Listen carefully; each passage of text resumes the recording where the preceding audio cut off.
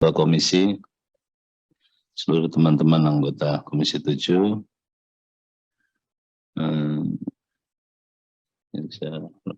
Saudara Dirut Minaidi dan seluruh jajaran yang hadir maupun perusahaan-perusahaan yang di bawah Minaidi. Saya ingin mendalamin masalah tadi yang masalah proyek mangkrak ini. Mungkin nanti saya minta Pak Dirut, tolong dijelaskan berapa besar kita sudah pengeluaran dana maupun investor yang mengeluarkan dana untuk proyek tersebut. Dan menurut ceritanya, maaf Pak Nasir, ini mempawah ya, yang mempawah itu. Iya. Yang bolak-balik kita rapat kemarin, Ketua. Nah ini kan saya nggak tahu PT Antam ini harusnya lebih awal-awal harusnya sudah membangun smelter dibanding swasta-swasta yang ada. Nah, malah swasta yang tidak memiliki konsesi yang seperti kita lihat sudah memiliki smelter dan sudah berproduksi 1 bulan sampai 2 juta. Izin pimpinan, ini di Rut Antam ada hadir ya? Di Rutnya mana Pak? Sedang di Cianjur Pak, itu apa namanya dalam rangka bantuan bencana di Cianjur. Oh, di Rut Minaidi nggak ke Cianjur? Kan harus hadir di sini Pak. Oh ya. Siap. Baik. Mungkin itu Pak, detail saya minta hasil kalau dia proyeknya sudah mulai tahun, izin pimpinan, mulai tahun berapa ya dilaksanakan itu? Dari 2020 Pak. Kalah kok 2020, sebelum 2020 itu. Udah lama itu Pak mangkraknya. Kan udah lama. Esgar. Ya? Yang Esgar Pak. Gimana Pak? Iya Pak, 2020. Mempawah ya Pak. Enggak, mulai kontrak perjanjiannya mulai tahun berapa? Dengan perusahaan kan 2018 kalau nggak silap.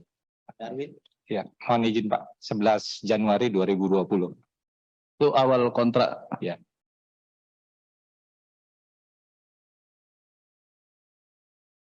Itu dengan perusahaan mana? Izin apa? Calieko sama PP Pak. Konsorsium. PP. Terus interaktif berapa dana yang sudah dikeluarkan Pak? Berapa? Progresnya sudah sampai 15% yang kita bayarkan. Itu yang bayar? Dari kita. Dari Minaidi atau Antam? Nah, pesan kita PAI. Terus, Anak perusahaannya Antam dan Inalum Pak, namanya PT. jadi selama 2 tahun belum ada progresnya berapa? 15%. Bukan. Konstruksi. Nggak mungkin 15%. Kalau 15% dia udah nagih lagi Pak. Bukan. Progres konstruksinya. Iya, 15%. 15%. Oh, progres konstruksinya 15% juga. Yang udah dibayarkan? Yang Sesuai dibayar dengan progres. sesuai dengan progres. Udah terus kalau nggak jalan-jalan lagi? Memang Pak, ini kan sudah kita bahas dan kita sudah sampai pada tahapan sekarang. Tanggal 26 Oktober kemarin kita keluarkan surat peringatan ketiga dengan konsekuensi kita terminasi 30 hari sesudah. Jadi kita nih 2 hari lagi kita tunggu apabila tidak ada progres dari sisi amendment kontrak dan komitmen untuk mengejar ketertinggalan, kita akan putus kontraknya. Ya, kalau bisa izin pimpinan, kita bentuk panja saja di sini. Karena kan anggarannya cukup besar juga yang dibayar ke 15%. Nanti apakah 2 bulan saja kita bentuk untuk menuntaskan panja ini, supaya kita buka seluas-luasnya masalah ini seperti apa gitu. Ini tuh pimpinan. Jadi panja Minaidi aja kita buka, supaya kita tahu duduk permasalahannya seperti apa sih yang sebenarnya. Itu pimpinan. Mungkin yang berikutnya, saya ingin menyampaikan kepada Minaidi, itu kan ada waktu itu tambang yang disita oleh kejaksaan. Nah, minatnya sudah dibuat oleh Bukit Asam. sudah ditunjuk Bukit Asam untuk mengelola tambang tersebut. Nah, dan Bukit Asam berminat di situ. Tambangnya tambang AKT di Kalimantan Tengah kalau saya nggak silap. Nah, proses itu diminta pemerintah untuk melanjutkan proses tambang tersebut. Karena sudah diambil alih oleh pemerintah. Ditunjuklah Bukit Asam. Nah, ini agak aneh menurut saya. Karena tambang ini berpotensi. Dan sampai sekarang, tambang ini mesti ditambangin oleh orang-orang yang nggak bertanggung jawab, termasuk orang yang berkasus dalam kejaksaan itu. Nah, tiba-tiba kok kami dengar Bukit Asam mengundurkan diri. Ada apa ini? Padahal kan ini peluangnya besar dan potensinya bagus sekali gitu. Nah, ini saya minta penjelasan Pak Dirut. Nah, ini perlu kita dalamin, Ketua. Agak aneh ini, gitu. Orang nyari tambang, ini Bukit Asam udah ditunjuk dan dia menyatakan minat awal, karena menurut keterangan dari KSDM. Nah, tiba-tiba atas nggak tahu apa gitu, Bukit Asam ini mengundurkan diri. Nah, gitu. Jadi potensi tambang ini sangat baik dan sampai hari ini masih sangat banyak sekali di situ ilegal yang menurut saya nggak tahu apakah ini disambangin oleh Bukit Asam atau ada hal-hal lain. Nah, jadi kami minta penjelasan di sini. Kenapa sih Bukit Asam bisa menyatakan mengundurkan diri? Awalnya sudah menyatakan minat dan Bukit Asam yang minta ke SDM. Bukan SDM gitu. Terus setelah permintaan Bukit Asam, baru Menteri SDM menerbitkan surat gitu untuk pengelolaannya memang diserahkan kepada Bukit Asam. Nah, di pertengahan jalan Bukit Asam kami dengar mengundurkan diri dari proses itu. Nah, padahal potensi tambang itu sangat besar. Dan sampai sekarang banyak sekali ilegal di sana yang mengelola tambang tersebut, gitu. Nah, termasuk sekarang gubernurnya juga ingin mengelola tambang itu, gitu. Nah, padahal pada waktu itu diminta Menteri Bukit Asam bersama Prusda itu bekerja sama mengelola tambang tersebut, gitu loh. Nah, saya nggak ngerti ada apa dengan Bukit Asam. Di mana nih Pak Nas? Di mana Kalimantan Tengah Pak, Kalimantan Tengah. Nama PT-nya AKT ya, singkatannya AKT. Mungkin nanti ya, kita bisa hadirkan Bukit Asam, Kementerian SDM, termasuk gubernur di sini Pak Ketua. Jadi supaya kita tahu duduk permasalahannya apa gitu. Nah, jadi seperti yang disampaikan di Minaidi tadi, potensi kebutuhan batubara ini besar kan. Nah, tapi kok Bukit Asam malah melepas peluang ini. Dan awalnya dia berminat, maka karena berminat diberikan surat penerbitan oleh kementerian. Nah, agak aneh di sini. Menurut saya pihak hukum juga harus menyelidikin ada apa di sini gitu. Nah, supaya titik permasalahannya jelas. Kemana sih arahnya, kok peluang yang besar, keuntungan yang besar tidak dimanfaatkan oleh perusahaan negara seperti ini gitu. Nah, mungkin kita bisa hadir karena itu udah disita sama kejaksaan dan diserahkan kepada negara dan negara menunggu waktu itu mau kemana dikelola, tiba-tiba Bukit Asam memberikan minat, maka dibuatkan surat penerbitan untuk bekerja sama dengan Prusda. Ini itu nanti kita dalemin pimpinan. Terus berikutnya saya ingin mempertanyakan yang tadi yang disampaikan Pak Dirut tentang reboisasi pasca tambang yang menghasilkan penanaman kembali sebesar 17.000 hektar. Kami minta tolong di mana lokasinya berapa sih jumlah anggaran yang digunakan untuk penanaman pohon tersebut. Nah, supaya kita paham berapa besar sih regulasi tentang reboisasi pasca tambang ini. Dan yang sama yang seperti ditanyakan teman saya tadi juga, kami ingin melihat berapa sih profit perusahaan tambang-tambang ini. Nah, selama di bawah naungan MinID. Nah, karena baiknya saran saya dari kami di Komisi 7, ini kan Antam ini konsesinya 16.000. Baik nikel maupun boksit. 16.000 sampai 26.000.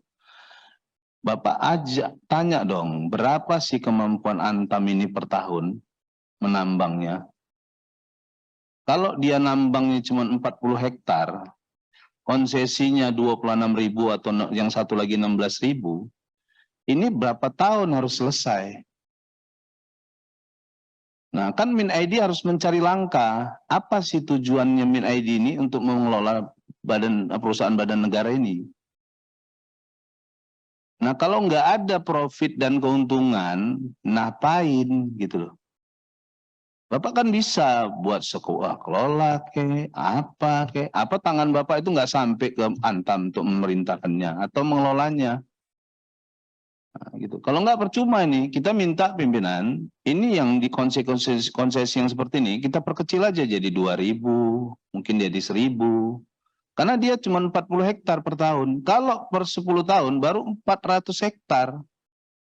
Nah, kalau dia dikasih 100 tahun baru cuma 4.000. Nah, ini 16.000 sama 26.000. Nah, kapan selesainya? Itu 100 tahun kalau saya catat tadi, itu baru 4.000. Nah, kalau nggak ada langkah-langkah strategis yang dilakukan MinID untuk mengelola tambang-tambang ini, ya ini kan percuma. Itulah. Yang Bapak ceritakan tadi bohong semua nanti jadinya. Karena nggak ada potensi yang akan dijamin untuk mengelola perusahaan badan negara ini menjadi profit dan menguntungkan sangat besar. Sementara swasta-swasta itu 1 tahun dia bisa nambang sampai 1.000 hektar, 2.000 hektar. Nah, masa perusahaan seperti ini cuma 40 hektar. Nah, ini saya minta Pak Direktur MinID tolong jelaskan di sini. Apa potensi yang akan dikembangkan di sini gitu loh. Nah, kalau enggak melalui Menteri SDM kita minta diperkecil konsesinya menjadi 1.000 saja. Nah, karena enggak ada potensi yang bisa dikembangkan di sini menurut saya dari Antam. Malah yang kita dapatkan pada waktu itu di Pongkor ada pengelolaan emas yang di dalam Pongkor sendiri, yaitu ilegal. Itu kan agak aneh gitu loh. Nah, ini saya minta Pak dibenahin yang begini-begini. Kalau enggak ya percuma gitu loh. Nggak tahu saya ini, nggak tahu ya pemerintah sekarang bagaimana regulasinya. Ini ada holding, tapi holding ini saya lihat nggak bisa buat apa-apa gitu loh. Percuma juga.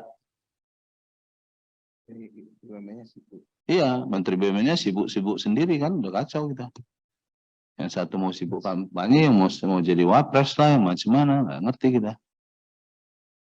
Saya minta ruhnya mau kemana Pak, pohonnya ini mau kemana gitu loh, arahnya mau kemana. Kalau ini semua perusahaan-perusahaan yang di bawah Bapak ini nggak ada manfaatnya Bapak arahkan, ya saya rasa pindah dong, ganti dong orangnya yang bisa potensi dan punya kemampuan gitu loh. Yang punya, kita ini sekarang gini, peluangnya ada, tempatnya ada gitu, tapi investornya nggak ada gitu loh di BUMN ini. Untuk membangun, malah swasta-swasta sudah bekerja sama 1.000 hektar, 2.000 hektar per tahun gitu loh. Ini cuma 40 hektar gitu. Nah, ini sampai kapan selesai gitu loh. Sama Timah, gitu juga gitu loh. Kalau mau dikembangkan, dikembangkan. Kalau enggak udah ditutup saja daripada ceritanya rugi. Rugi kan pusing. Yang untung yang nambang di luar itu jadinya. Jadi saya minta harus clear Pak, mau kemana arahnya gitu. Nah, jangan seperti Pak Dilo, dulu dia Jargas ini karena duitnya belum datang, pakai duit dia sendiri, nah, itu bagus. Iya kan? Nah, Ini pintar ini Pak Dilo ini, harusnya dia yang lola seperti itu. Jadi kita contoh ini orang-orang seperti ini. Nah, karena duitnya lama datang APBN, pakai duit kita aja, kita lelang barang ini katanya. Nah selesai.